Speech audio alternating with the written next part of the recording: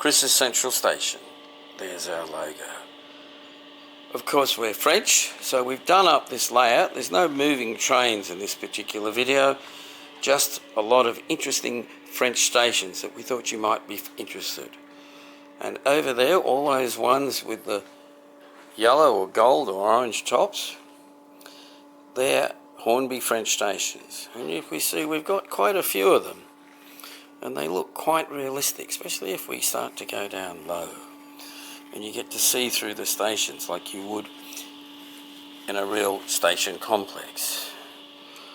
At the front here, we've got some of the simpler suburban stations.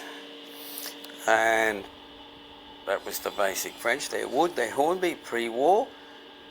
The other ones are post-war. And as you can see with the Louis Rosset lights and their period, we've got some nice stations.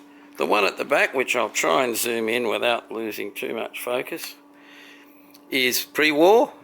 That's Nice. The one on the other side needs a baseboard, but I've just put it there to block out that horrible pillar, and that's Cannes. I mean, who wouldn't want to go to Nice and Cannes when you're in France? So, if I come back and go down low,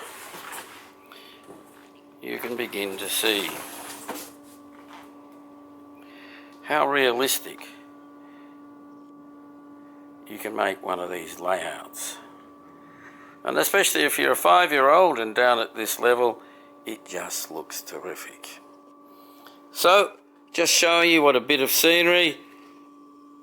This is all trying to make it look nice and green. We've also got bridges so you can go across between every station, but of course in reality the trains had hit some of those, so we have to raise them up.